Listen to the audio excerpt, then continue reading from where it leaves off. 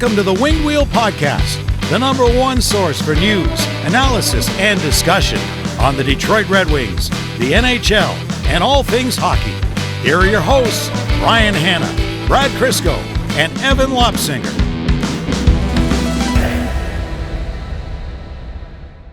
So Evan's here for the morning episode today, full roster, and this is how it always happens. We don't have to worry about what happened last time. Bygones are bygones. No one's going to hold anything over our heads. That's right. This is a professional podcast. Everyone shows up in the morning. Like professional podcasters. You know how many people came up to me at the Grand Rapids event saying, "Hey, I'm surprised you and Brad made it. I didn't think you'd, look at the schedule and understand when you had to be here." I was like, one time? This happens one time? That's right. The Mafia was after you. You're the Lobsinger fandom. The cult of Lobsinger is not to be underestimated. Well, it was in the afternoon. You guys had lots of time to wake up this time. Folks, another morning episode of the Winged Wheel Podcast. Apologies for the delay. We usually do, obviously, our Sunday episode. We are recording this bright and early on Monday as we are recovering from our Grand Rapids Griffins Winged Wheel Podcast night event, but recovering in the best way because that was a phenomenal time as always. We're going to chat more about that later. I think we should open this episode by sending our well wishes to Mickey Redmond, who announced with the Red Wings that he is taking a little bit of planned time away for a procedure that he needs to help with some things that he's been dealing with his neck. So happy he was able to find a window in there where there's a bunch of national game broadcasts and then the Olympic break. So it was a good opportunity for Mickey to step away for a little bit. So we'll miss him on the call. And I can't wait until the next time we hear a bingo or a look at this, but sending Mickey our well wishes. We know he's going to recover quick as he always does. That guy's a bull. Yeah. Red Wings finally start to have some injury trouble, and I'm upset that it's Mickey who's going on the IR, but it will free up some cap space before the trade deadline. Oh yeah, no kidding. Which of course the Red Wings needed. Yes, but no, Mick's probably tougher than anyone on the team. Mick's tougher than anyone on most teams, so he'll be good. Nice moment to see all the Red Wings, immediately after DeBrincat scores an electrifying overtime winner, go over to him and send him their best. That was really cool for them to do. Yeah, it was an awesome touch. Not many commentators mean that much to the team like Mick does in Detroit. Yeah. Hockeytown's a close-knit family. And I mean, credit to, there's going to be a lot of other sentiments thrown Brady Tkachuk's way, but also Ken Daniels said on the broadcast, Brady Tkachuk reached out and wanted to have, Mick down there just so he can send him their well wishes as well. Tkachuk and Prawn, I think, went and said hi and, gave him their best. So it's nice. Hockey's a tight-knit community, and Mickey's obviously a legend, a GOAT, and he'll bounce back better than ever. So looking forward to hearing you and seeing you again, Mick. For now, folks, let's jump into this episode of the Winged Wheel Podcast here to talk to you about all things Detroit Red Wings hockey, the world of the NHL, and lots more. I'm one of your hosts, Ryan Hanna. I'm Brad Crisco. I'm Evan. On this episode of the Winged Wheel Podcast, we're going to be covering the two Detroit Red Wings games that have happened, including the revenge of Marco Kasper, 2 wins, one against San Jose, and then one divisional win in a Testy game against the Ottawa Senators last night. We are going to be getting into trade news across the NHL with Artemi Panarin potentially being available in the short term. I mean, actually definitely being available in the short term. And then maybe beyond that in UFA, as well the Rasmus Andersson trade that happened and how Detroit was or wasn't involved based on what we've heard. And then we're going to give you snippets from our Grand Rapids Griffins Winged Wheel Podcast night event interviews. So we had a bunch of interviews. You're going to hear from Dan Watson, head coach of the Grand Rapids Griffins, as well as Carter Mazur and others. So stay tuned for that. It's going to be a little bit of a different sounding episode. The audio quality is going to change because recording at a live show, so bear with us. But we want to make sure that you were able to hear at least some of our Grand Rapids Griffins interviews. Very quickly, before we jump into it, patreon.com/wingedwheelpodcast if you want to support the show. You get access to benefits like our bonus overtime episodes, our Patreon exclusive Discord, and all of our giveaways. For example, we give away 2 tickets to every Detroit Red Wings home game going directly to our Patreon supporters. So again, patreon.com/wingedwheelpodcast. You allow us to do everything that we do, including hosting Winged Wheel Podcast nights with the Grand Rapids Griffins and the Detroit Red Wings. All right, enough of that. let's jump into hockey here. The Red Wings hosted Celebrini and the San Jose Sharks in town, which last episode, Brad, you rightly pointed out, was not a given because the San Jose Sharks are a legitimately good team this year. There was, a lot to be said about expectations versus performance, and San Jose maybe has one of the best ratios in the NHL this season because they were supposed to really suck. But, led by one of the best players in the NHL right now, Macklin Celebrini, that team has been good. Every day there's a new graphic up about teenagers in the NHL who have done X, Y, and Z. In every graphic, it's like Gretzky, Crosby, and Celebrini. It's insane how good he is this year. What's his next contract going to be is a question I've been having. Like, that number is going to be astronomical. It might be record-setting for someone of his age and like right out of RFA, but that kid is as good as the rest of them. He's going to make Kirill Kaprizov look like a bum. Artemi Panarin's going to be so mad. But despite all that, Detroit comes in and wins that game, led by none other than Marco Kasper, who had probably his best game of the season, his most important game of the season, at the very, very least. They take the 4-2 win, and it was a huge relief for Marco Kasper that game in terms of what he was able to actually get in terms of production. There's been games in the past where Marco Kasper, you could look at him and say he's played better, but the results weren't there, and then he might have a few off games where he was invisible or just flat out bad. But a goal and an assist for Marco Kasper. The JVR experiment was extremely successful. What did you say last episode, Brad, at the end of it? Yeah, it was just a throwaway line. I forget how I phrased it. I'm surprised they haven't tried JVR up with Larkin and Raymond yet. It's like 4 hours later. You see that line in practice. It's like, okay, yeah. Oh, there you go. Thanks, Todd. Good to know he listens. But great timing because Todd put it together right then and there, and that line was fantastic.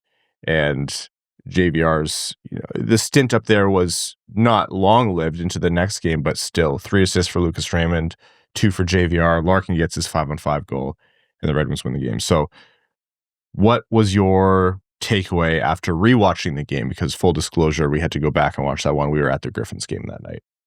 The Red Wings, I know there's been instances of them doing it, but I know last episode we talked about, all the warning lights flashing on the dash despite a few wins over the last few weeks.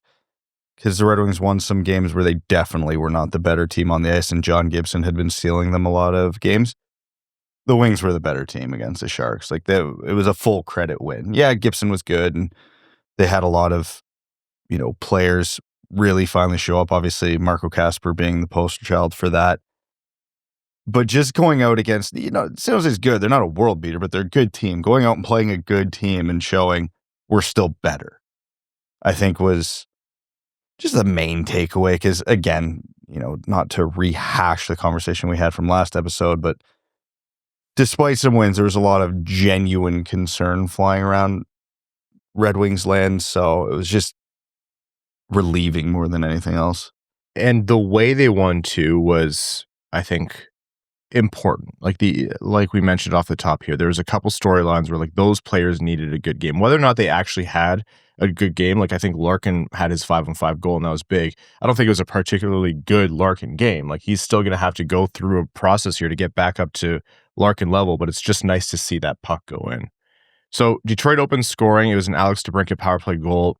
Excellent pass by Lucas Raymond. Just the smallest little body head fake, whatever you want to call it.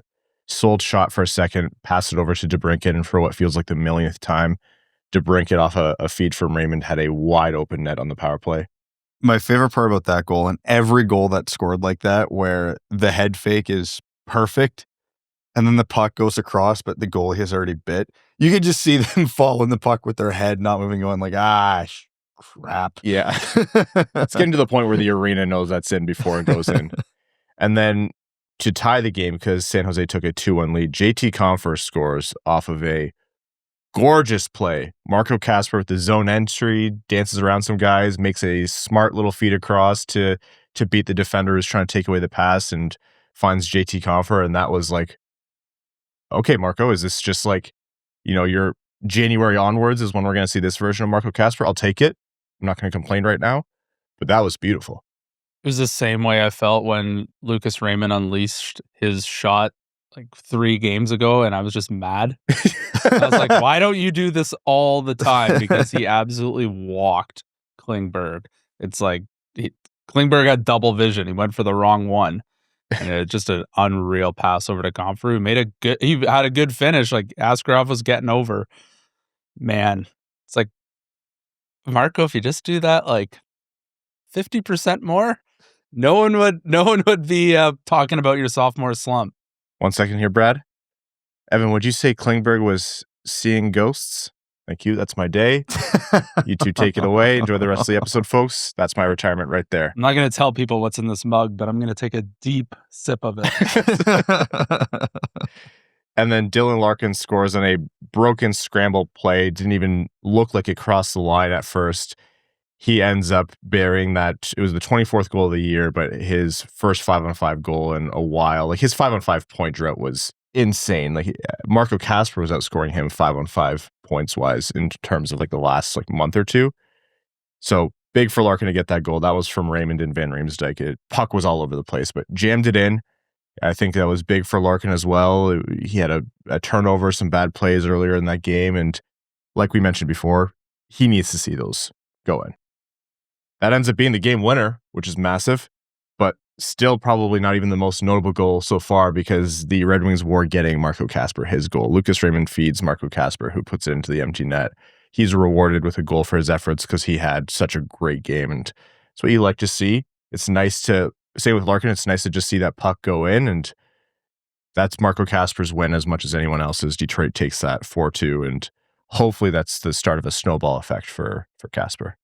Yeah, obviously he's thrilled that he kind of got that monkey off his back a little bit, but I think the fans are a close second because we've wanted it just as bad as him. It's because we keep having the conversation.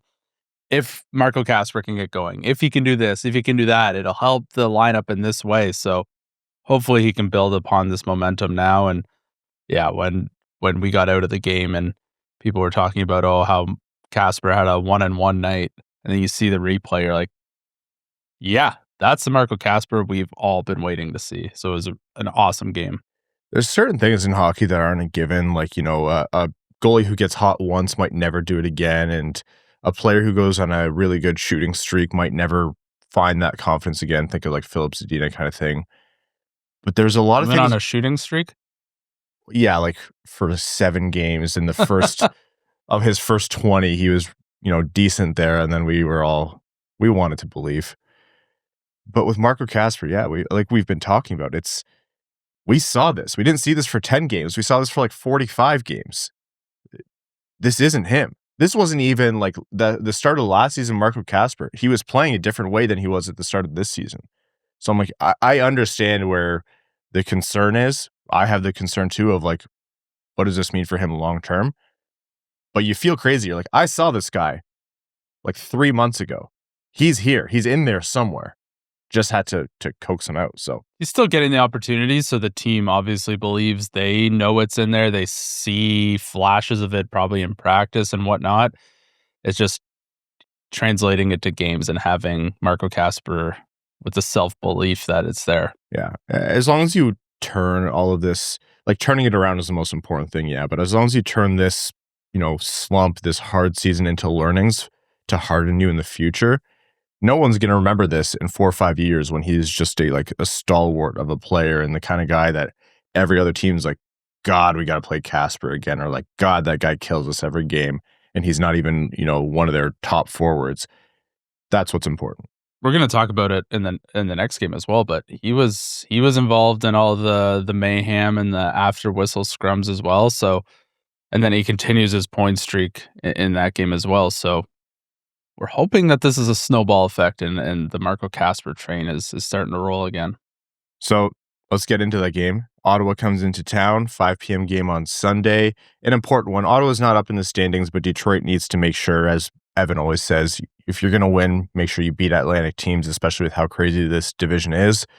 You can't force Tampa Bay to lose. They didn't. They never do anymore. You can't force the other Atlantic teams who aren't playing you that night to lose, but you can beat the Sens, and Detroit did it. It wasn't in the cleanest fashion. I think the 2-0 deficit within the first 5 or so minutes was a tough look. It wasn't really on Gibson. Gives you shades of 2 years ago when they played critical games against Ottawa. You're like, oh, I think no. that was 3, right? That was 3 years ago now, or whenever it was. I have It's no happened idea a few anymore. times now, I feel Yeah. like. You know how little that narrows it down? Yeah, exactly.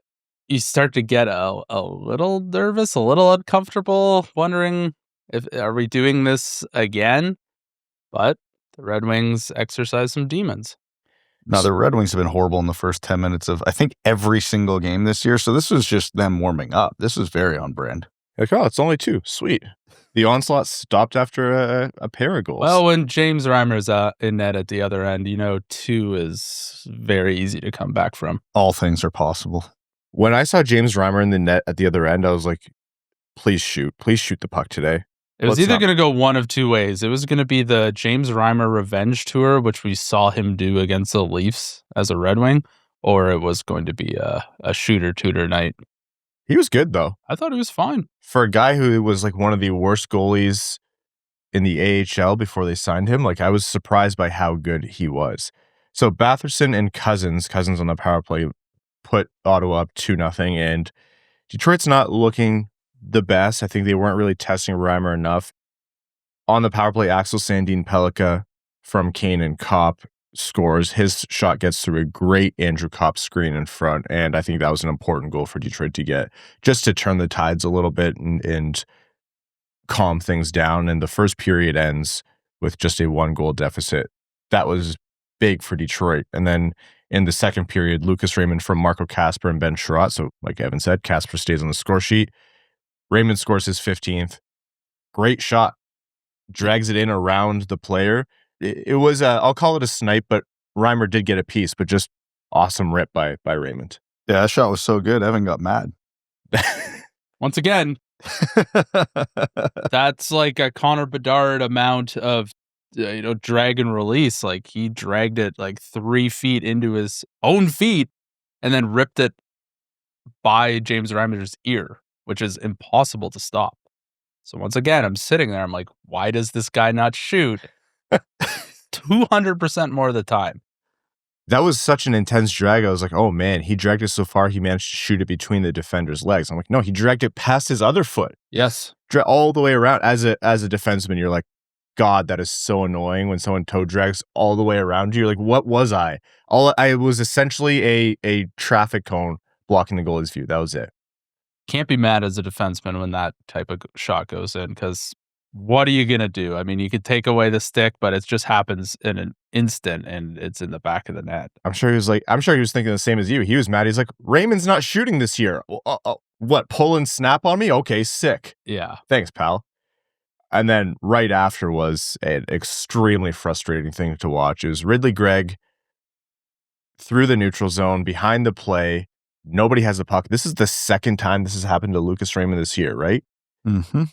Just a flyby cheap shot on Lucas Raymond interference. He caught him. I couldn't tell in the replay. I know they were saying on the broadcast it might have been his chin. I can't say confidently that it was. We just didn't get the angle that we needed, but definitely caught Raymond in his shoulder. And if you know he's been battling a shoulder issue all year and Raymond stayed down, you're like, no, please.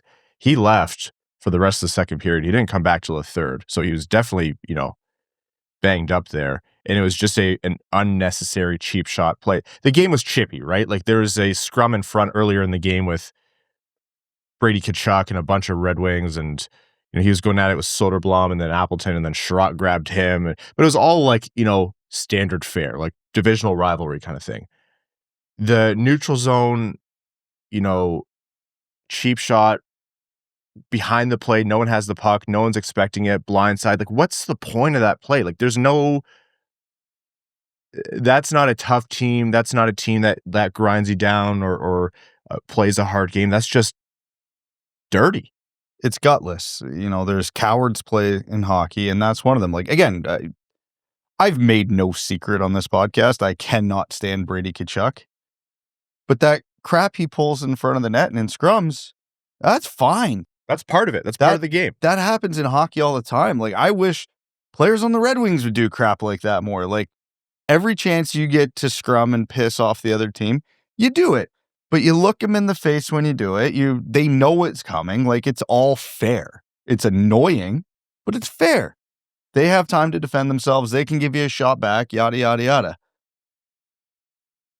Away from the play to a guy who's not expecting it, not ready to defend himself, nowhere near the puck, no reasonable expectation to get hit. It's gutless. Like, I was furious when that got rescinded from a major to a 2. Like, if that play happens with the puck on Lucas Raymond's stick and he does get him in the chin, that should be a major. Maybe you can talk him down because he's a 2. Oh, he had the puck. He should be whatever. Away from the puck? Like, are you kidding me? Like, how are we to defend a guy in a situation that doesn't even matter in this scenario right now? But how can we criticize George Parros for how bad he's been this year and how he's not dishing out suspensions in obvious scenarios when the refs in the real time are looking at this going, nah, it's fine. Like, the standard in this league this season has been very clearly defined between Parros and the refs. This is, and obviously we're talking about the Red Wings here, but this is not the first major that has been knocked down to a 2 by refs in the NHL in the last week? Well, this isn't the first time we've seen a penalty be reduced. Then there's also been that instance where there's been supplemental discipline as well. Like, they've given a game or 2 suspension to players who had a 5, reduced it to 2, and then got a game. So the disconnect between the officiating crew and the Department of Player Safety, they have to be on the same page. Otherwise, what is the standard? There is no standard right now, and I think that's the biggest frustration because there's no consistency from the refs.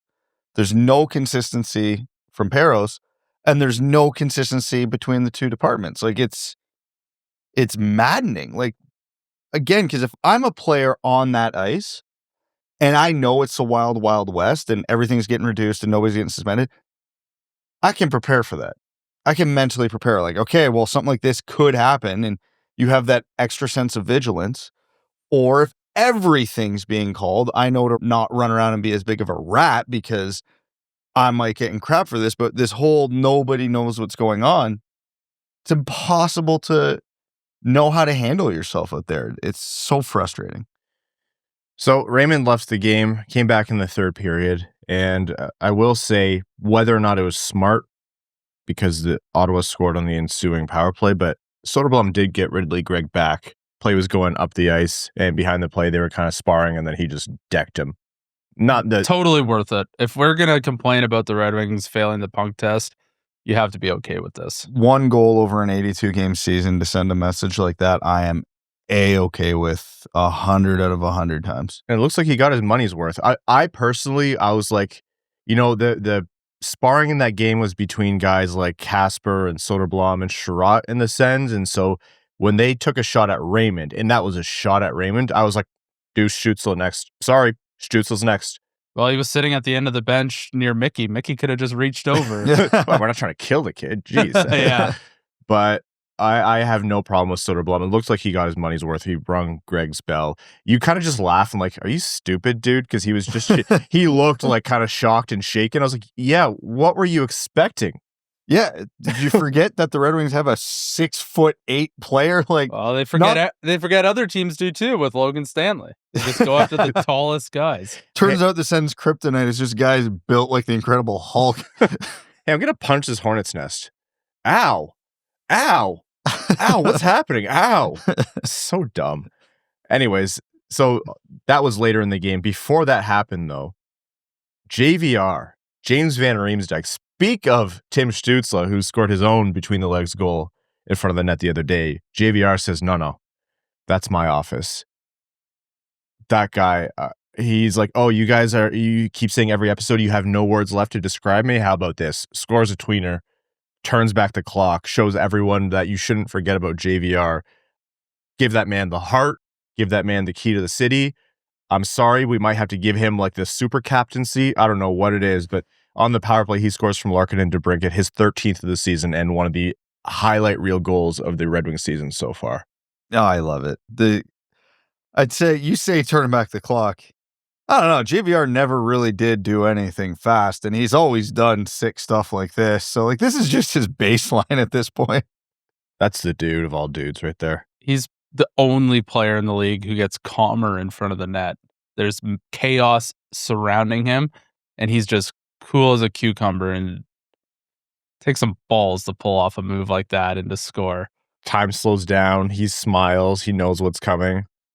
Green mouth guard hanging out. Like, just a legend. That dude has the juice. Detroit goes in with the 3-2 lead. Shane Pinto, as I mentioned, scored on the power play after Soderblom got his revenge on Ridley Gregg. And then the Red Wings head into overtime against the Senators. You know, a game where they started down 2-0, you're not too upset about that. I think they were the better team to that point in general. But still, the breaks are the breaks, and so they guaranteed themselves a point. You'd certainly love another one, and Alex DeBrincat made sure they got that. 36 seconds into overtime, he is fed by Andrew Copp on the break, and DeBrincat, who is the most confident shooter on the Red Wings, one of the most confident shooters in the NHL right now, 26th goal of the season, beats his former team, eats your heart out, Sens fans, because they can't stand the guy for good reasons, honestly. But it was just awesome to watch, because in a bitter rivalry like that, you want the most painful loss possible for your opponent, and for them to watch the guy that they can't stand end it against them. That was the Red Wings dagger, where they said, okay, here you go. And Alex DeBrincat calls game. Thought the Copp pass at first, I was like, I don't know if that's a great pass. Like, there's not a big lane, but he just feathered it onto DeBrincat's stick, who was in full stride, and just absolutely ripped it past Reimer. Like, just a goal scorer's goal. Yeah, I bet Alex feels great to play villain against Ottawa last night. 99% of cool hockey events are better when they happen at home. Mm-hmm. This is the 1% I actually would have much preferred that goal to happen in Ottawa. Well, just ask Jake Sanderson. It would have been all Red Wings fans there anyway. When you have a kid who's like, and Jake Sanderson's already one of the best players on that team. A lot of nights the best player on that team. But when he's calling out your goalie, saying, yeah, his 10 saves isn't enough. Oh, man. Wasn't it Jake Sanderson high and wide that led to the Red Wings getting possession on that rush in overtime there? Yeah. Tough break, pal. It's okay. I'm not going to disparage the good name of Jake Sanderson, because I'd certainly love one of him on the Red Wings. And ultimately, this is the path that leads to him demanding the trade. Yeah. And ultimately, like, I don't think Ottawa's a bad team. Their goaltending has just been like historically terrible. Yeah. So they got a lot of good guys. Like, I know they're last in the division, which I'm sitting here very happy about that. But they're still a good team underneath all of that. So the Red Wings taking it to overtime, erasing a 2-goal deficit, like, there's still a good win in there.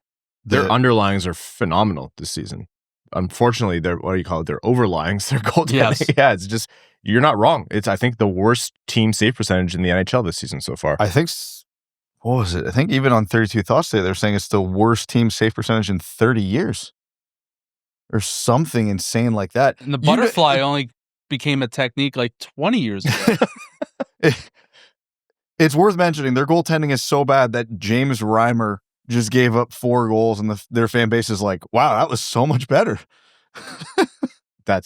We've been there. That's tough.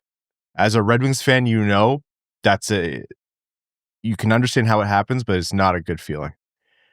The Red Wings win was important as well, because the rest of the Atlantic, as it tends to do, did not let up. Tampa Bay won. They ended up tying Tampa Bay on points after that win, so 64 points, 3 more games played, so Tampa has 3 games in hand, but the Red Wings are tied for the division lead. They have a bit of margin, so the Montreal Canadiens have a game in hand, but they're 3 points back, and the Boston Bruins have a game in hand, but they're 6 points back. So some space is there. It's not enough space to be confident, but the Red Wings are starting to build a little bit of buffer, and they're keeping pace. 7-2-1 in their last 10, and they've been, even though the process hasn't always been the best, as we've mentioned in previous episodes, the results have absolutely been there for the Red Wings. And I know a lot of fans have been complaining about, well, yeah, it's kind of a bit of a mirage because the Red Wings all season have had more games played. Remember the advantage that goes to that, though. It's a condensed schedule. It's a condensed season. The Red Wings by virtue of having played the most games, have probably had one of the tougher schedules in the NHL, in terms of travel, rest, et cetera, they're going to have a lighter schedule down the stretch than a lot of their opponents. So as everybody's gassed out and feeling like crap and going down to the wire, Red Wings might get that extra night off here and there that these other teams aren't getting. So not the worst thing in the world. And then just to wrap up that Ottawa game again, Max wrote about this, and I fully agree with the sentiment that he mentioned, that what was going around, which is that was another punk test game from the Sens, which you can count on. And as you both alluded to, the Red Wings, they showed up for it. I think Soderblom and Kasper were in those scrums all game. I really liked, as I always do, what Ben Chiarot did when things were getting out of hand or something escalated. He made sure literally just goes in and grabs somebody by the face and just like, all right, bud, you're out. Yeah. Just true bouncer mentality. It was, kind of old school. It was Dustin Bufflin energy. He was wrestling with Ridley Gregg, I think it was, and then he saw Tkachuk going at it with someone and grabbed Tkachuk by the collar and dragged him in. So he had two Senators in hand. But yeah, credit to all those guys. Soderblom continues to show more of a physical game. Say what you want. I know there's going to be split opinions on his penalty that cost a goal, but got some payback for Raymond. It was in the mix. Kasper had himself another good game. Kasper, actually, we didn't even say, he took JVR's spot on the first line at some point in the second period there, and he continued to look effective. So this story isn't just, the usual Kane, Copp, DeBrincat line kind of thing. It's those guys with the Red Wings needed to be a little bit better throughout the season. They have been a lot better of late. Upcoming, the Red Wings have a couple road games. We are going to be coming at you with a episode right in between the two. So on the 21st, Wednesday, 7 p.m. Eastern, they have the Toronto Maple Leafs. We are going to be recording bright and early Thursday morning. And then that night, they have the Minnesota Wild on the road and then the Winnipeg Jets on Saturday on the road. So 3 games in 4 nights, all on the road, various time zones there. So the Red Wings are going to have a little bit of a bump in the schedule here. So we'll see how they do at least after the Leafs game. All right. On that, we are going to take a quick break to hear from the sponsors of the Winged Wheel podcast, but more after this. Stay tuned. We are in the thick of the hockey season, which means our nights are late, the schedules are tighter, and there's a lot more time parked in front of a screen breaking down lines and matchups. And when things get busy like that, eating well is usually the first thing to fall apart for us, honestly. That's where Tempo has been really clutch. Tempo sends fresh, chef-crafted meals right to your door that are already cooked and ready to go in about 2 minutes. There's no prep, no cleanup, and no defaulting to takeout between periods or anything like that. It's real food that actually fits into a season where everything is moving fast and only getting faster. A couple of standouts we've had recently, the smoky chipotle beef burrito bowl, which Evan absolutely crushed, and the grilled chicken and garlic cream was extremely good. Honestly tasted like something you'd order, but without the food coma or wallet regret afterwards. Everything is perfectly portioned for lunch or dinner, and Tempo keeps things fresh with new recipes rotating in every week. Whether you're focused on protein like I am, calories overall, or just not eating junk while watching games, there's always something that fits. And the best part is it actually does keep us consistent during the season instead of eating like it's a road trip every night, which is what we would do without Tempo. For a limited time, Tempo is offering our listeners 60% off your first box. Go to tempomeals.com/wingedwheel. That's tempomeals.com/wingedwheel for 60% off your first box. tempomeals.com/wingedwheel. Rules and restrictions may apply.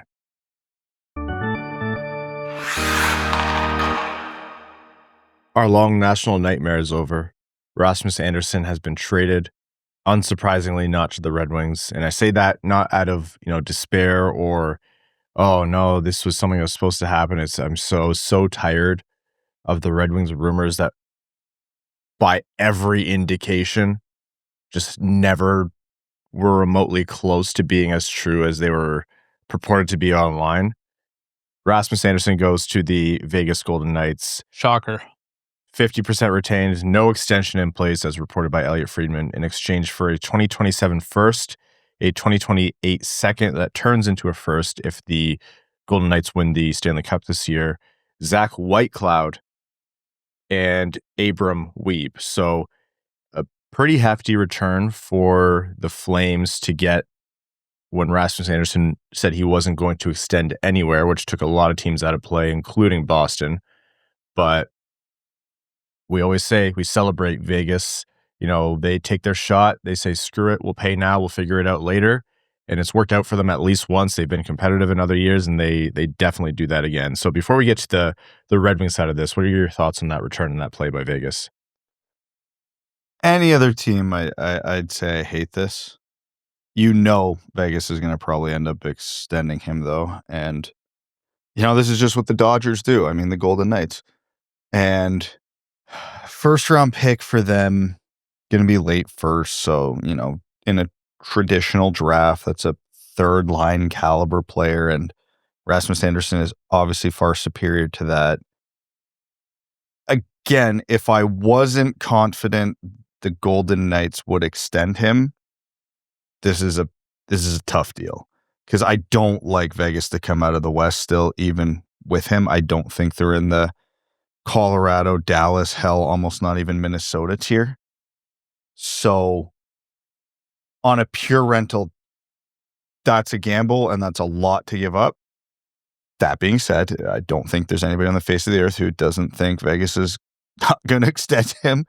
And to any other team, even with however insanely overpriced his extension is sure to be, the salary cap isn't real for the Golden Knights, so it'll be fine, and they'll find a way to manage it. So, I mean, anybody else, I probably hate this trade. Vegas, yeah, it makes sense. I think the most shocking thing for me was I did not realize Vegas had not only one, but maybe 2 first-round picks left. They went into 2028, so they're really digging, but I was certain that they did not have any premium assets left. Well, if you go back to 2017, which includes 1, 2, 3, 4, 5, 6, 7, 8, 9, 10, 11, 12, 13, 14 first-round picks going back to 2017. Were those their last 2? Well, they have an equal number of picks that they owned or own in the future as they do that they traded to Calgary. And if they win the Cup this year, 3 of those first-round picks, the 14, will have gone to Calgary, and they'll have only kept 1 of them. Wow. Like, they don't keep their young players. They don't keep their picks. They're like, we had a window right upon our birth into this league, and we are going to maximize the hell out of that. We'll pay a price down the road, but as Brad said, they don't have a problem signing guys. They don't have a problem extending guys. And the formula is different for them. They're perfectly placed in terms of taxes. They're perfectly placed in terms of weather. The organization does a stellar A+ top of the league job in terms of how it treats its players. So even without an extension in place, you're pretty confident that you can convince the guy to sign. And there's indications that he was on, Rasmussen's "you can trade me here" list beforehand. So you can see why they were comfortable taking that risk. And even if they didn't have that knowledge, you're like, it's like walking into a room knowing you're the biggest, strongest, toughest guy there. You're like, yeah, I'm probably going to win out if things go down here. So that's what Vegas is doing. It's a big price, but pretty good return for Calgary, considering Rasmus Andersson basically said the only team I would even consider extending with is Vegas. Like, that really handcuffs. Well, he said he was not going to extend, period, off the trade. Yeah, like it really handcuffs teams, especially Calgary, to get a return. Yeah. Like, they lose a lot of leverage. So the fact that they walked away with a couple first-round picks and prospects and a player, like, that's pretty tidy work. And Conroy said that he wouldn't even give him a number as to what it would take to stay in Calgary. So it's like they really handcuffed is absolutely the case. Like, they really had nothing to work with there. On the Detroit side of things, because there was the whole, Danielson in a first rumor that was going around. And then after that, every time he was talked about, Detroit came up. And like, fit-wise, sure, because, Detroit needs another top 4 defenseman right now, either side. Like, it's for the playoffs this season, if they make it, knock on wood, they need help. But there was no indication that there's anything of substance to this at any point. Like, we dug and dug and dug on the Red Wings side, on the Flames side, everywhere. And I just don't know that there was ever anything to this. I don't think Detroit was one of the finalists. I think they had interest, like, 29 other teams probably called about him. But I don't think that they were ever one of the serious finalists or contenders in this entire process. And that could be because Rasmus Andersson, was like, yeah, you can tell them I'm absolutely not signing there, or because the price was too high. But I think this all was a mirage. This is one of the ones that you take big grains of salt for. I wonder if it's just groundswell from optimistic fans this year. Like, people are seeing the Red Wings hang around the top of the Atlantic. The team's far more exciting. Is it just fans being like, yeah, the Red Wings are involved because we want to see the Red Wings ad for a playoff run? Well, I mean, it's one of the biggest fan bases in the league, and so it's also easy to get clicks for people, right? You're like, okay, big market, original six franchise, they're good this year, and they have gaps in their team that you need to fill, and people are going to click on this when we post it, so it makes sense. Yeah. But anyways, Andersson to the Golden Knights, and it's even better for Calgary if the Golden Knights win the Cup. See what happens, but credit to them, they take their shots. Artemi Panarin is the new talk of the town. We're just going to move from one high-level player to the next until the trade deadline's done. A second. You think it ends at the trade deadline? We get a moment of reprieve, and then it's free agency. The Rangers have put out a second letter, sir.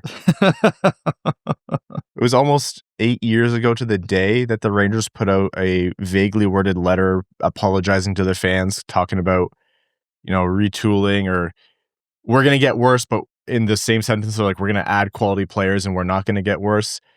The Rangers season hasn't gone according to plan, and so the bullying hasn't worked. No. They're trying more bullying now, I guess. I don't know. Management got in on the bullying now. It's not just JT Miller anymore. Anyways, they let Artemi Panarin know that he's not going to be brought back, and that's everyone's dream in terms of, which Ranger do you want to hit the market if it's going to make things go crazy? It's going to be interesting. The guy's 34 years old. He'll be 35 pretty close to the start of next season. He's making a shade under 11.65 right now, and obviously an electric offensive player, consistently above a point per game. He had 120 points a couple seasons back.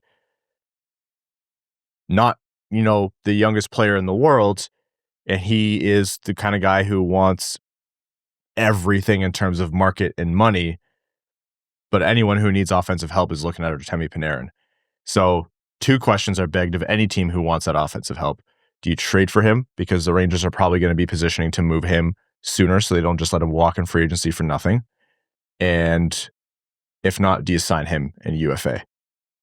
So the obvious answer would be yes, but there's context to this. And Friedman has done some reporting stating that the Rangers went to Panarin at the beginning of the year, understanding Panarin really wanted to stay in New York. Oh, that dude loves New York.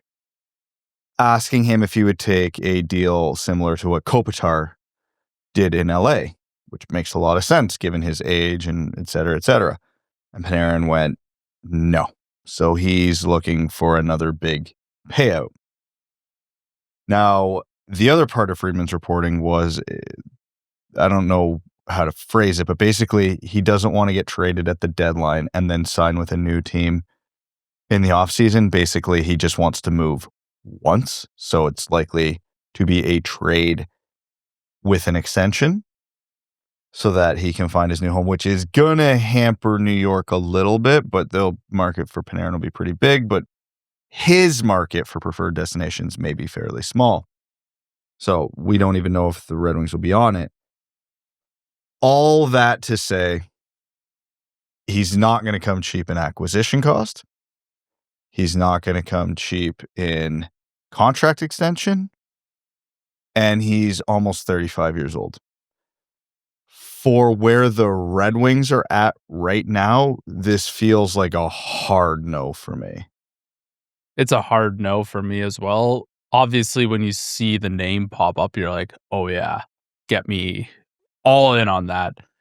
But for all the reasons Brad mentioned, he's at the tail end of his career. Yes, he's still extremely productive, still one of the best players in the NHL, and a no-brainer to have on the Red Wings. But all those things considered, I don't think this is the right player at the right time for the Red Wings to push all the chips in on. I'm not going to say hard no for me because we say the Red Wings need to add. If he's like, the only team I will go to is Detroit, yeah. Because the cost will be way less. Yes, I'm all for that. If it comes in free agency, which is likely not to happen, but let's say New York fumbles this or something weird happens, and we've seen crazier things, and he's available in unrestricted free agency and Detroit wants to just overpay in terms of cap space, you all know my opinion on the cap. It's going up by a ton. They already have a ton of cap. Overpay him for 4 years, have that contract suck for 2 of them. It does not matter because then you add that offensive talent at no, deficit to the kind of pieces that you need to move for other star talent, ideally in your mind.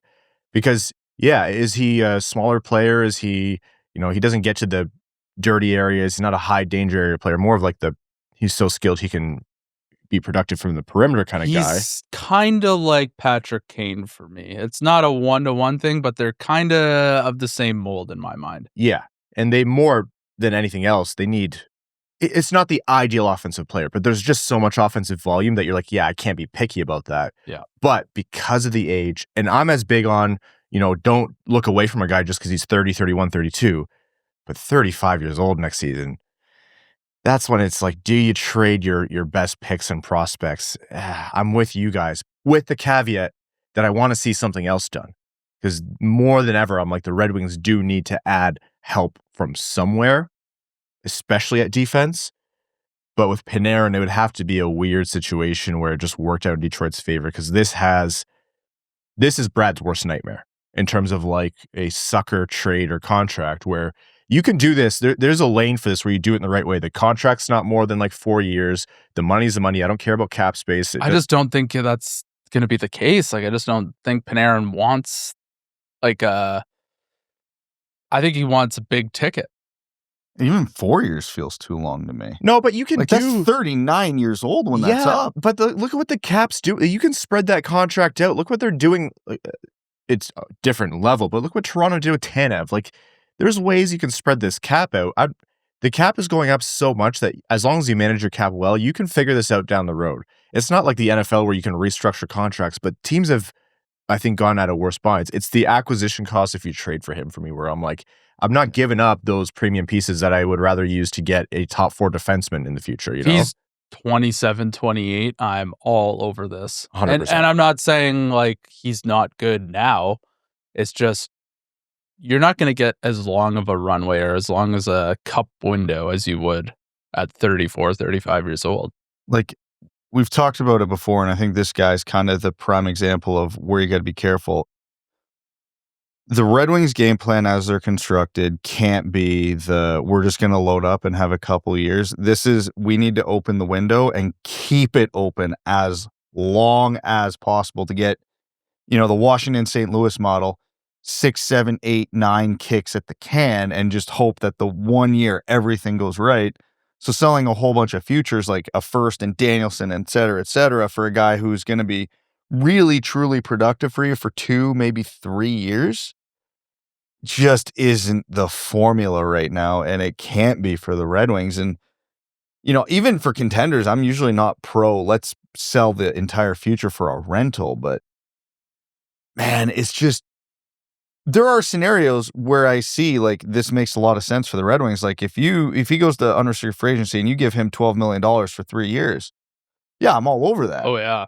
That is not going to be in the cards from everything that is being laid out. That is not going to be an option, which is where I flip from, oh, yes, please, to good God, no. What's the difference in acquisition costs if you trade for Panarin versus Robertson? A lot. But I would pay a lot more for Robertson.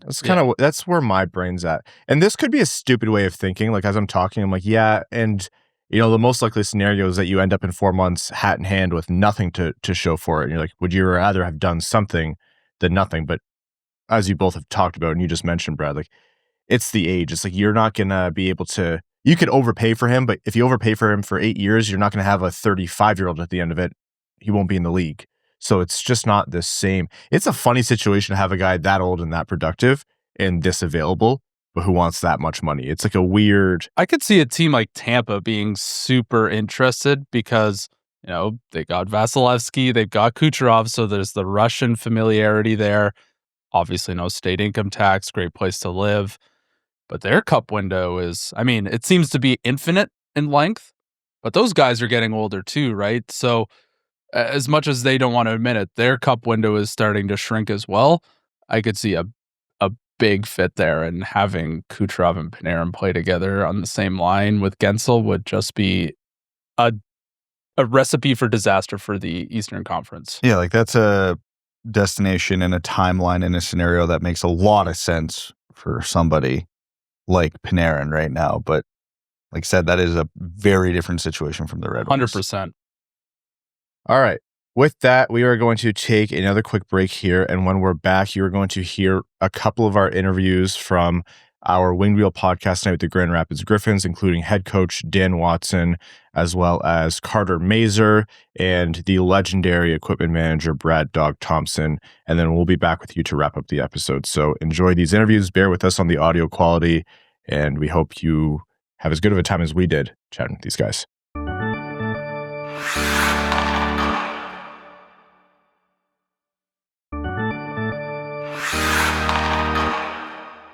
And folks, you're going to want to keep that applause going because up next we have none other than two-time All-Star head coach of the Grand Rapids Griffins, Dan Watson. This is your, what, fourth time on the show? I think it is. We're going to have to start paying you. I'll take it. Well, this is easily the easiest interview we've ever had to prepare for with you because you guys just win a ton this year. Except the last 3 games. Except the last. We're not going to talk Let's call about a spade here. Let's get it out there first.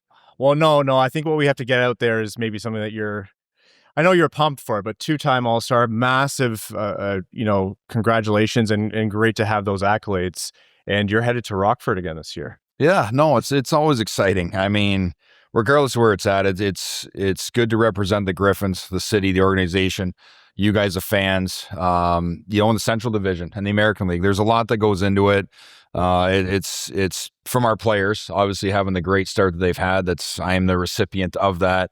But it's going to be nice to have 3 guys as well. Kudos to those guys for the start that they've had. I'm looking forward to it. It's always a fun event. The American League does a really good job. I know the GM in Rockford really well, so I'm sure he'll have everything dialed in as it should be. But yeah, it's a good 2 days. Perfect. This is a record-setting season for the Griffins. Obviously, you want to get back on the winning track, but that's not been a big struggle. What's been the biggest change this year for you in terms of how you viewed what the players are doing on the ice? And obviously, you have a different complement to the players this year, a different kind of mix. Yeah, we do. I think obviously there are the maturity of our team, a lot of veteran guys, but even the young guys are now second and third year pros. They're not rookies anymore. So they understand the league. They understand the expectation and standards that have been set. And those are right from day one of camp this year. And even last year, we had a really good start to our season that kind of dwindled at the end with call-ups, with injuries, everything that happened. But I think it's sustainable this year. I really do. I think that we can continue to win games, continue to put a really competitive product on the ice. But it starts with the players inside the room. It starts with how close they are.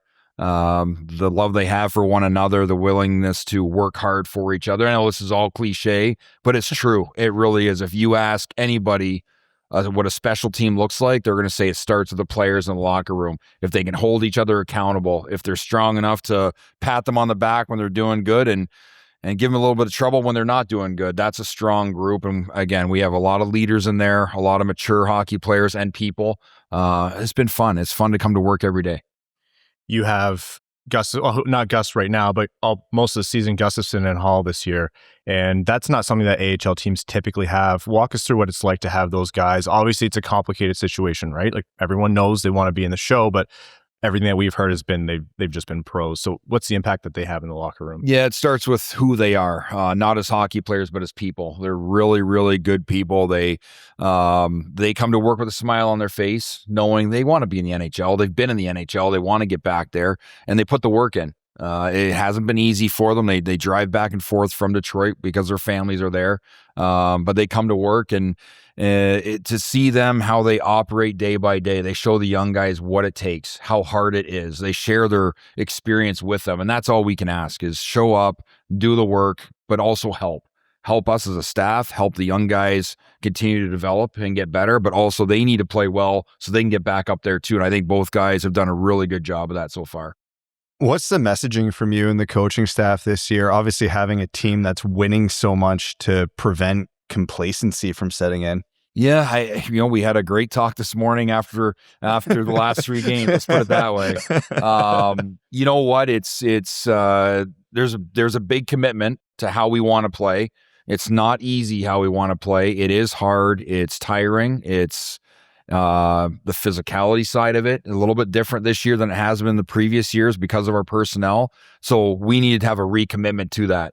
And hopefully tonight we'll see that against a really good Milwaukee team. And again, it's disciplined hockey, but it's hard hockey to play against. And our guys get reminded of that all the time. And we talk about our goals. And 2 goals we set off at the start of the year is become a close team, which I think our guys have done that, and make playoffs. Those are 2 easy goals that I talk to our players about all the time, every single year I've been a head coach. Now we can start to add more goals, and whether that's win a division, a conference, a league title for the regular season, those are our next goals we have set forth. But we know it's going to be hard, and just to make sure our guys are staying mentally and physically sharp to attain those goals. Has it been tricky this year managing the veteran players, trying to get them in the lineup? Like, and there's the vet minimum. Like, has that been a challenge for you, or is it kind of just come into place? It was when it first happened. I think it was unexpected a little bit, but good for the young guys to make the team, and you've got to send guys down. And Gus and Haller were those are the 2 guys down. And we sat in Texas in the lobby of the Westin, and we hashed it out as a staff and as those 8 veterans. And we said, how do we want to work this? We left it in their lap, and maybe that's unconventional. Maybe, some head coach would be like, no, I want it to be my show and our lead. But in order for them to buy in, they have to take a little bit of ownership from that. And so they sat down, they created the pairs, forward and defense. They understand they play 3, sit 1, play 3, sit 1. And there's been no complaining in the coach's office yet. Perfect. Who knows what's happening at it works home. then. But I give credit to those guys. It's not easy. They all want to play. They all mean so much to our team. But they've done a really, really good job with it. How do you handle it when there's guys who had an opportunity to make the NHL and stick, and it just didn't quite work out that season? Because 2 that stand out right now in different paths, but Brandsegg-Nygard and you guys just got Nate Danielson back. Yep. How do you as a coach handle receiving those guys back into the lineup, and does anything change in terms of how you focus on their development?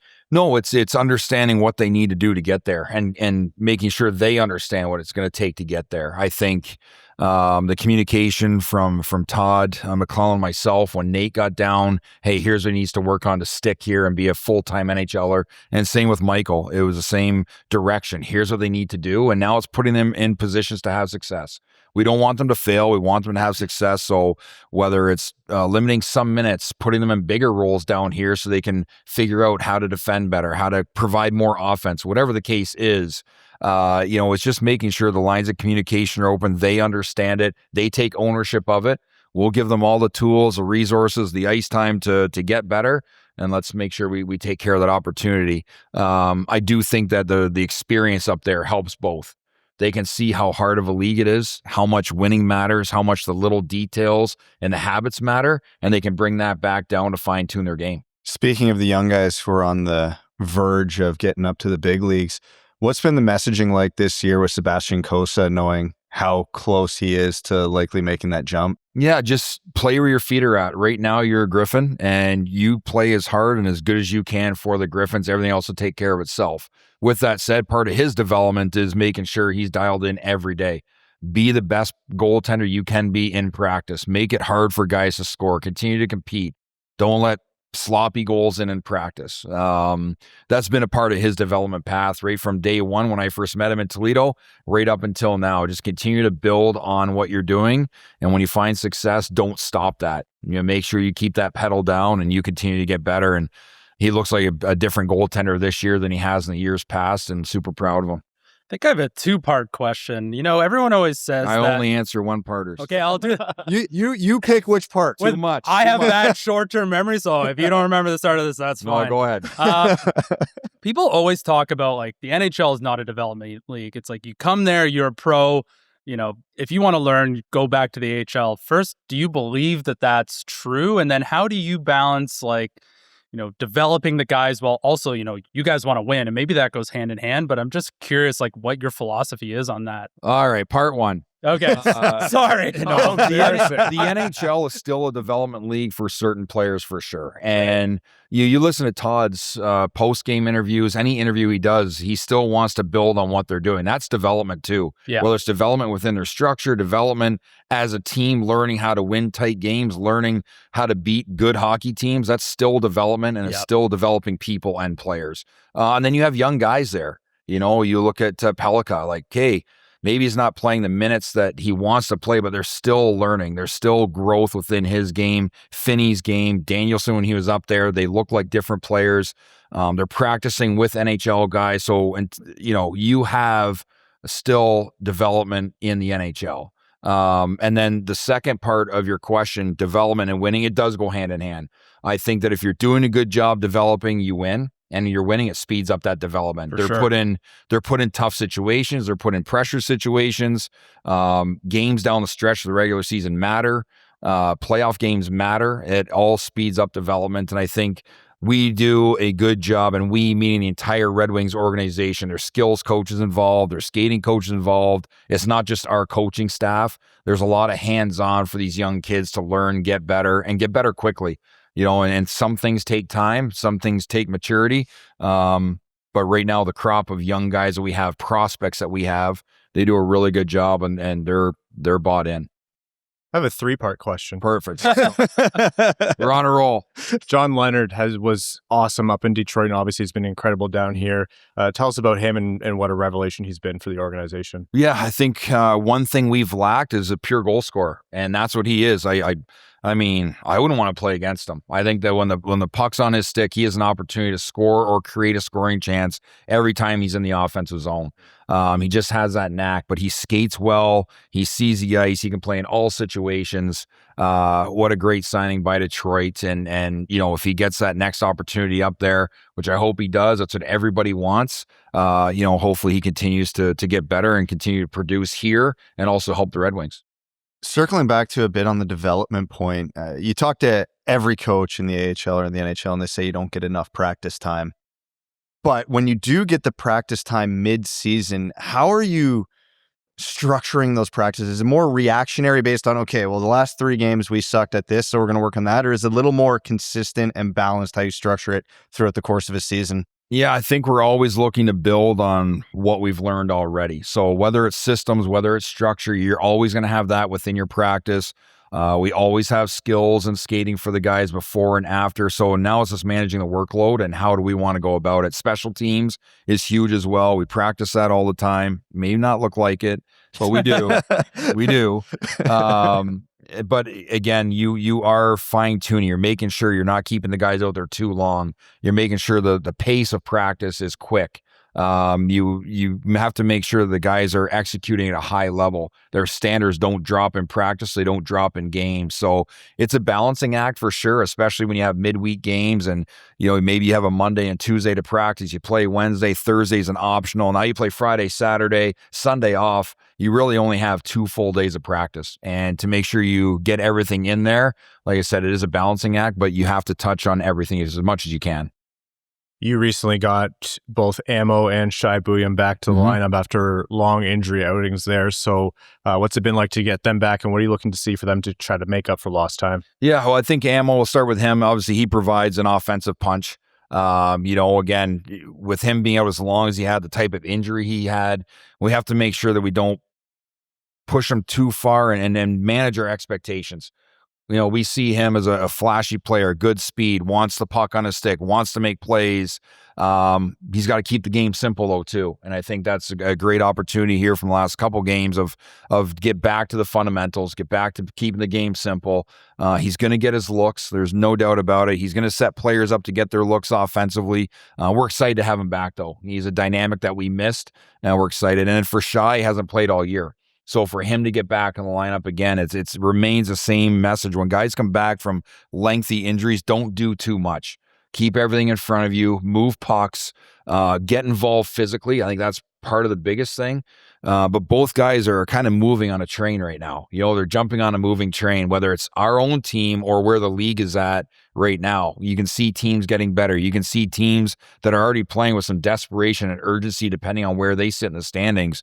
Texas and Rockford both gave us fits the last couple games here at home. So it's tough to jump on that train, but we're going to do the best to get them back up to speed. And that train's rolling tonight. You have a job to do. So, Dan, can't wait for your 5th appearance on the show. But until then, I appreciate you coming out again. It's always a blast. All right. Thanks for having me. Thanks so much.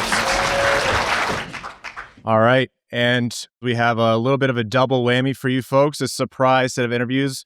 Welcome to the stage, both Carter Mazur and Brad Dog Thompson. Carter, is this weirder in person or was this... I'd say it's a lot better. But, yeah, like just seeing you guys, being able to shake your hand, it's a lot nicer. Yeah, we told Carter before every remote podcast recording we did with him that we weren't wearing pants, and I think that weirded him out. So nice that he could confirm in person. So, I mean, let's. This is our first time having you on the show in person. It's our first time chatting in a couple of years. I think everyone wants to know, how's recovery going? How's your winter been? Yeah, it's been pretty tough. Getting an injury like that again, it's pretty tough mentally, but I have the right people behind me. I got this guy that can make me laugh every single day, no matter what the things that are going on, just keep pushing through. I'll tell you though, the whole Carter Mazur has gained 12 pounds of muscle. I'm like, no, you actually have. Yeah. No, I have to, trust me. Did your golf swing suffer though? No, it's actually, I got some good length from it. So yeah. Oh, okay. All right. We'll move along. Well, Brad, welcome to the show. Our favorite Brad we've ever had on the show. Hey. Is this your 30th season? 29th. 29th season. So nearly 30 seasons as equipment manager. And the stories precede you. I think that Max did a great write-up on you last year in The Athletic as well. And walk us through your role. You seem like so much more than an equipment manager. Yeah, I would have to say, like, the thing that comes out of me the most is, and you can ask him, like, it's not to make you a better hockey player. It's to make you a better person around your community. This is my city. I've born, raised here in Grand Rapids. So if you're in my city, you're going to try to treat it like I do. And when you leave, hopefully you have that, I don't want to sign that card for that kid. Well, that kid right there is going to go pay $95 for you to go watch him play in the Red Wings. So sign that card. You know what I mean? Like, that's just my attitude. And that's always been my thing with the fans are the reason I'm not in front of a desk all day long going, I got to push this paper. Like, I get to go enjoy my life, travel the world where I'd never do it. Living with a single mom and all that stuff. And it's, and I've got to do so much and win a Stanley Cup in 2008 and a couple Calder Cups and, just 2,100 games with just this team. And I'm pretty proud of that. And Thank you.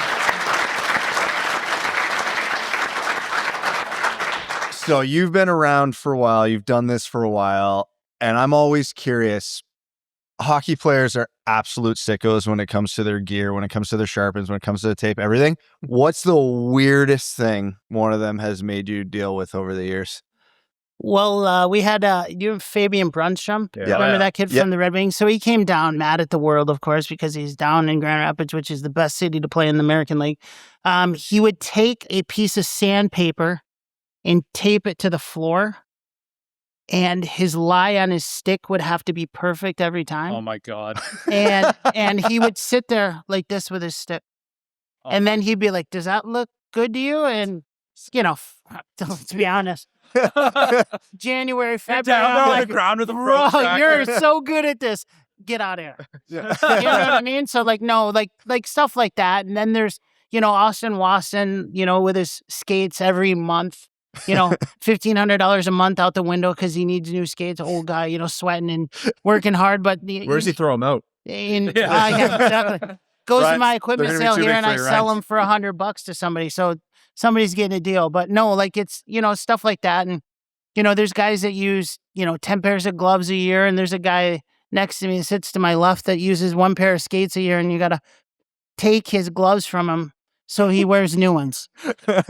You get used to them, Yeah. right? Like, You get used you to don't the want to get rid feels. of Yeah, like they're broken in. They feel amazing. Absolutely. Yeah, how many holder swaps on those skates, eh? Yeah. Yeah.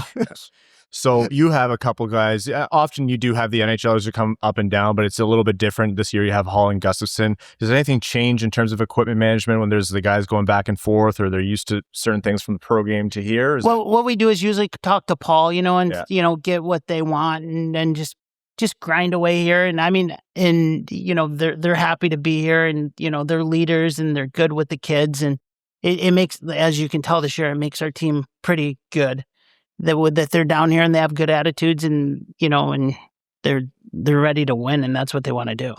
The guys ever come to you for advice on stuff? Like if they're toying around between, I'm skating on a 3/4 right now, maybe I want to go to a 1-inch sharpen. They ever try to pick your brain on little stuff like that? Or oh, the ice is not sharp today. Can I go from 3/8 down to, an inch, or, not so extreme, but like that, or a curve or a lie on your stick, a golf club, lie. And there's all kinds of stuff that you learn, as you go through it, you learn that, every guy's different. Like you want 3/4, you want an inch. Now I'm around the room and I'm like, oh, Nate Danielson's back. He's 7/8.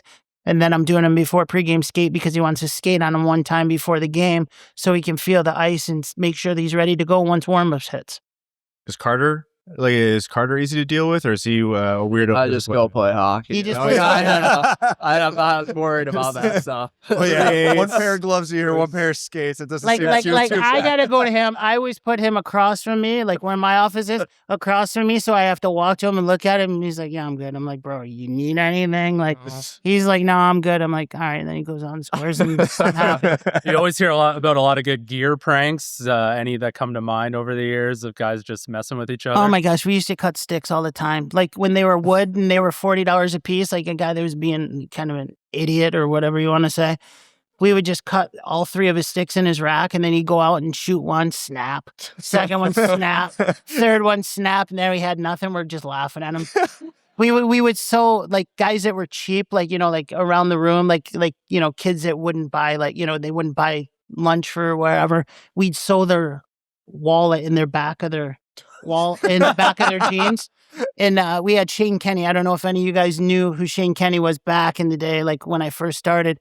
We took the industrial sewing machine and sewed his pocket, took his wife to Myers and tried to buy his groceries. He didn't get in his wallet to pay for it, so he had to go home without buying his groceries. You learned. I was proud about that. It was like, let's go, dog. 1-0. Yeah, what would be a great prank to pull on Carter? He just shows up one day and it's all new gear. Honestly, I might hear a swear word. I might hear a swear word from him. Carter, are you more particular about your hockey gear or your golf clubs? Neither, honestly. Again, it's just the sport I grew up playing and loving, so it's pretty simple, I don't know. I like simple things and just get out there and play. What would you do if you had a team? This is a question for either of you. If you had a new teammate, you didn't know the guy, he shows up, he's like, yeah, I want white skates, I want the tinted visor, I want all that. Oh. Do you let that fly? I don't know. That's tough. Depends who he is. Or who on the team would be like, listen, buddy. We would definitely beat them. We would definitely chirp them for sure. Okay, Ovi, get out there and score 6 goals. Yeah.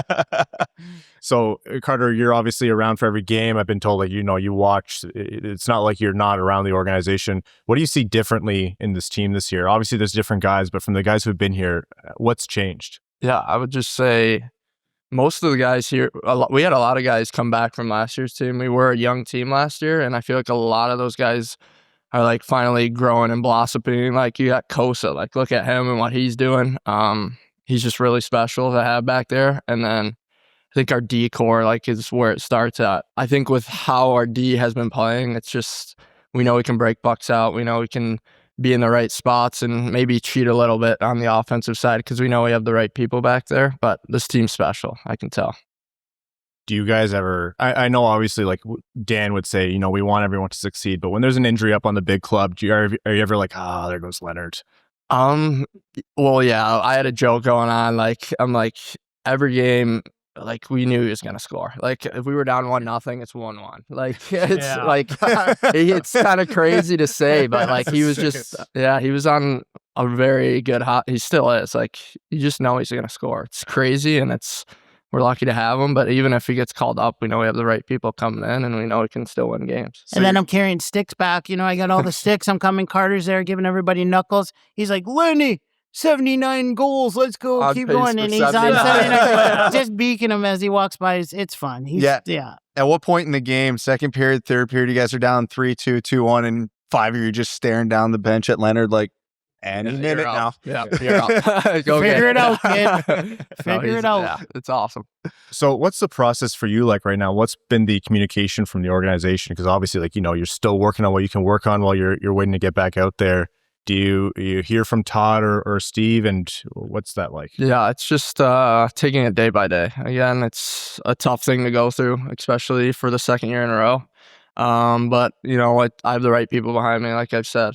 We got great physical therapists with Jared down here, and then the right people around me, Watson, talking to them every single day, just having the right mindset coming in the rink every single day. And being off the ice for that long kind of like makes me want to like keep getting stronger, keep getting better, and just find ways outside of being on the ice to get better. So yeah, I don't know. It's just taking it day by day, and I'm close to skating again, which is a good sign. And yeah. Well, your dad will tell us when you do get back up.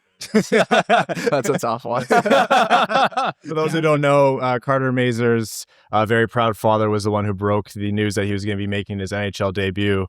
I was actually talking to someone who was like, I think Carter's going to get his debut, and you want to confirm sources. And halfway through the conversation, they sent me your dad's Facebook post. They're like, never mind, it's out there. Yeah, he needs to learn a little bit, but it's funny, but it happens once, hopefully not a second time.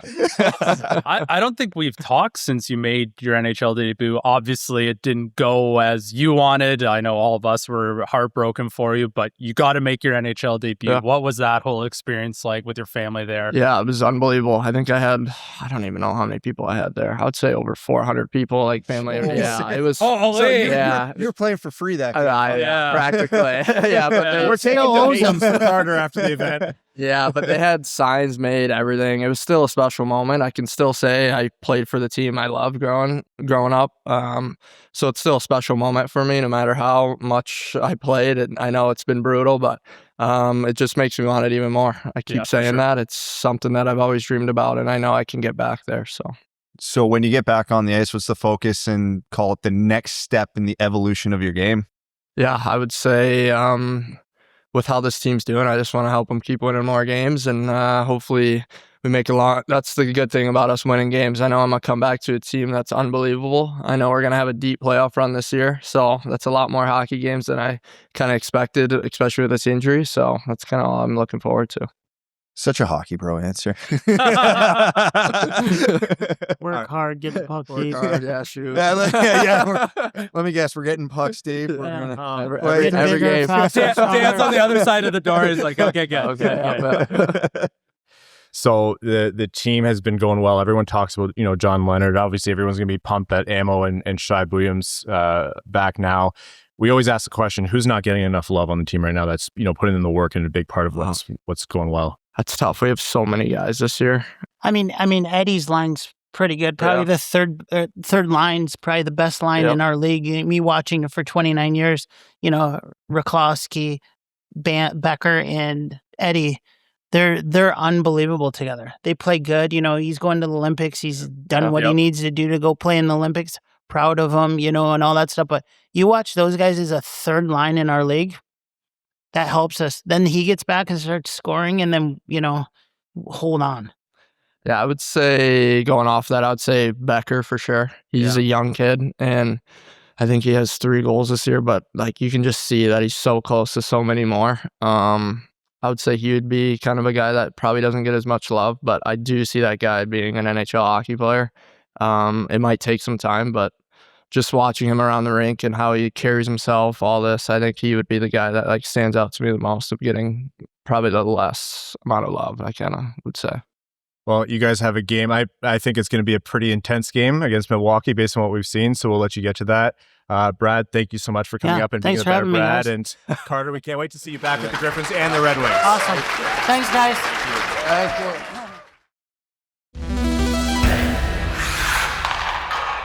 We're going to overtime.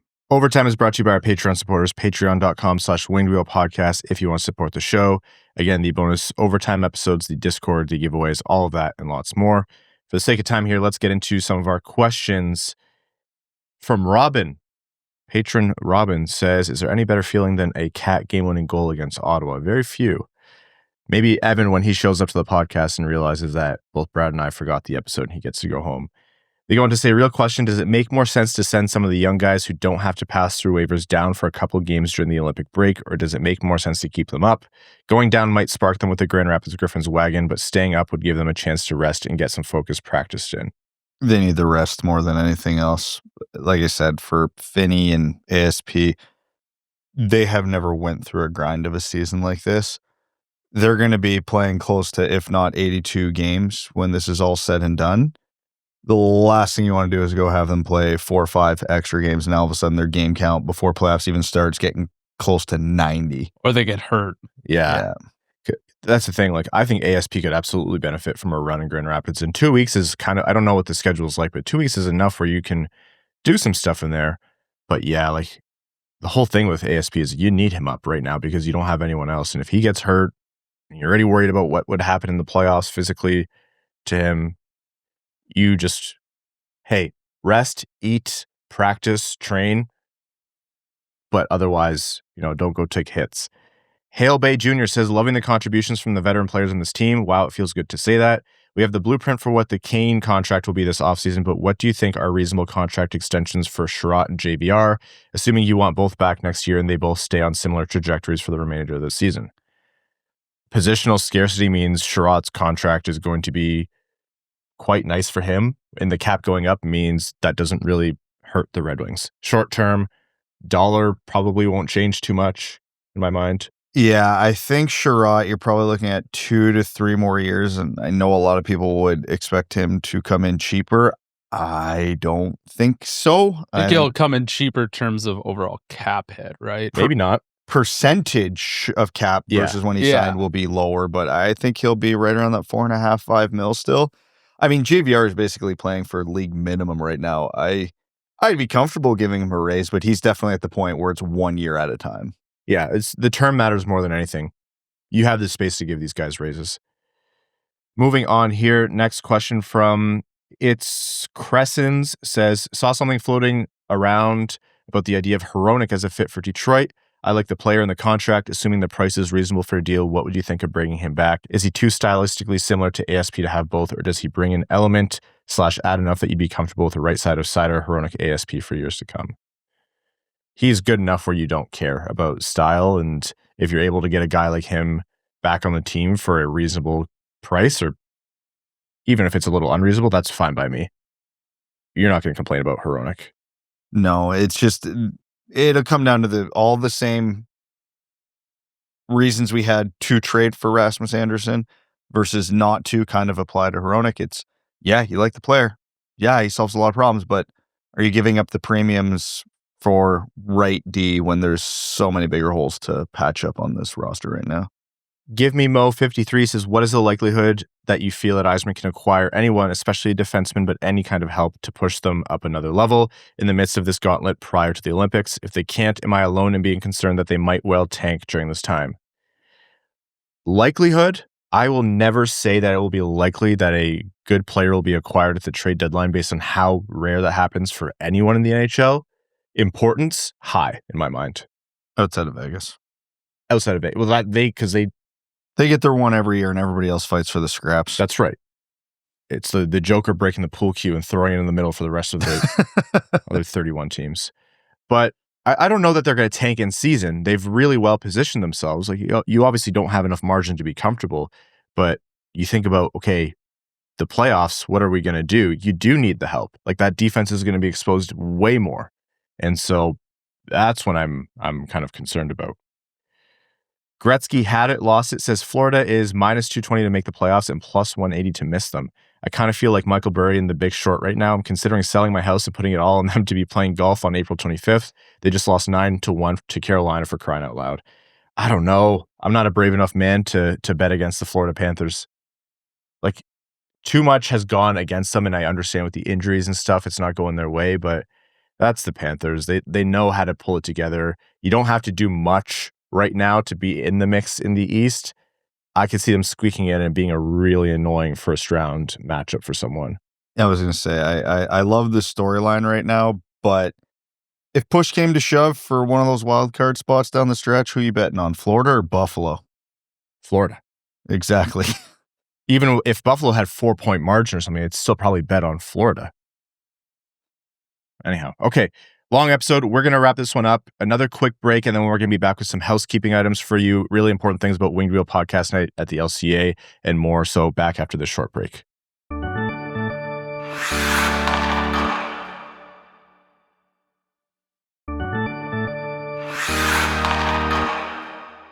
All right, welcome back. Just to wrap things up as Brad and Evan head out, wanted to do a few housekeeping items. First, Winged Wheel Podcast Night at the LCA, Saturday, March 21st. That's the game against the Boston Bruins. That's our second Winged Wheel Podcast Night with the Detroit Red Wings for the season, and the last one of the season. The tickets can be found at wingedwheelpodcast.com/Red Wings.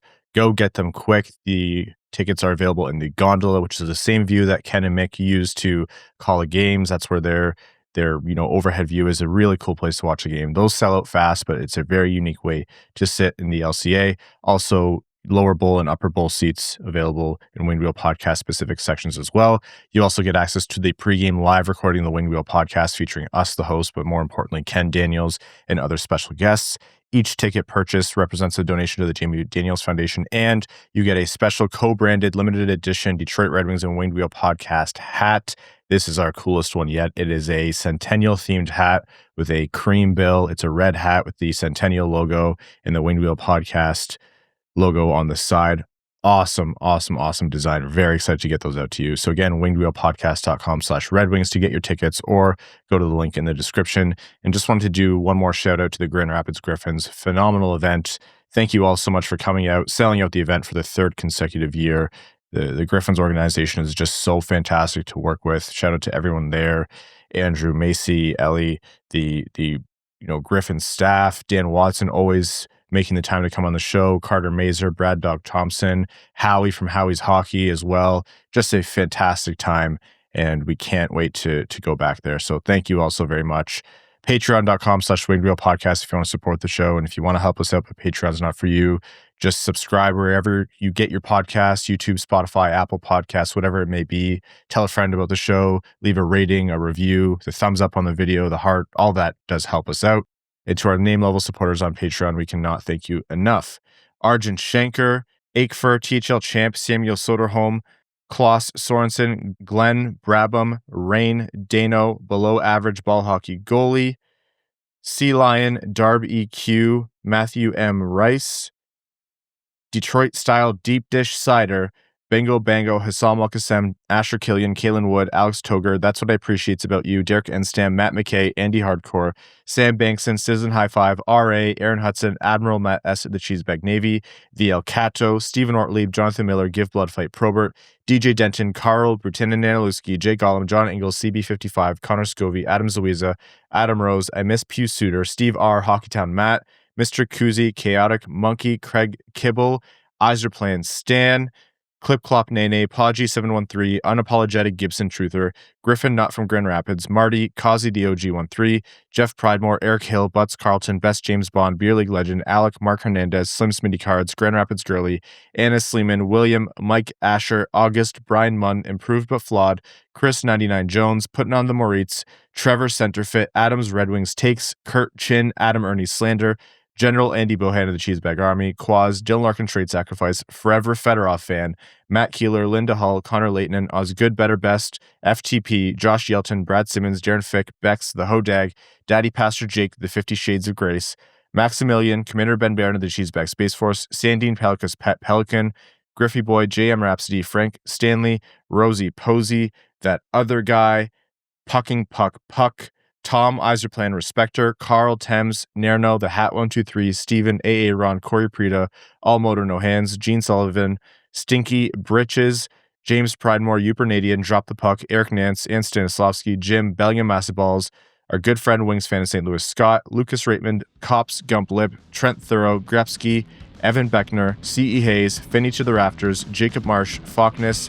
Fight Night at the Joe, Axel Sandy Pelican, The Octopi's Ninth Leg, Finny the Pooh, I'm Evan, you're Evan, we're all Evan, Will Utley, and your second favorite patron. Thank you all so very much. We will talk to you Thursday. Thanks for tuning in to the Winged Wheel Podcast. Be sure to visit wingedwheelpodcast.com. where you'll find links to subscribe to the show on Apple Podcast, Spotify, YouTube, or wherever you get your podcasts. You'll also find ways to support the show, like Patreon, official podcast merchandise, and more. And don't forget to follow us on X at WingWheelPod, at Ryan Hanna, WWP, at Brad Crisco, and at Hockeytown Evan, as well as Wingwheel Podcast on Instagram.